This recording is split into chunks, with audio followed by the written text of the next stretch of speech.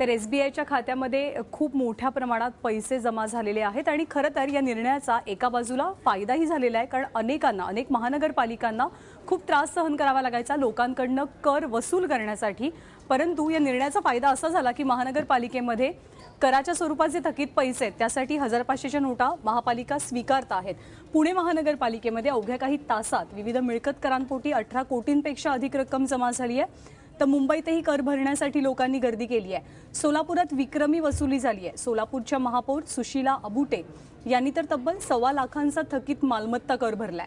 त्यासाठी त्यांना जुन्या 500 आणि हजारांच्या नोटा वापराव्या लागल्या। याशिवाय कल्याण, डोंबिवली, जळगाव, धुळे, नांदेड या ठिकाणी सुद्धा लोकांनी आपले थकीत कर महापालिकेला देऊ केलेत।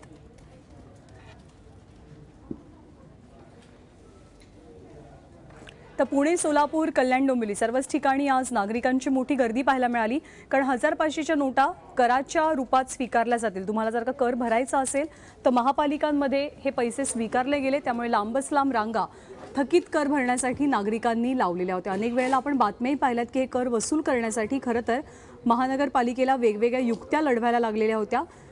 अक्षरशः बँड वाजवत अनेकांच्या दारात वरातही न्यावी लागलेली होती। परंतु असा एक चमत्कार झाला मोदींच्या निर्णयामुळे की सर्वांनी स्वतःहून येऊन हा कर जमा केलाय।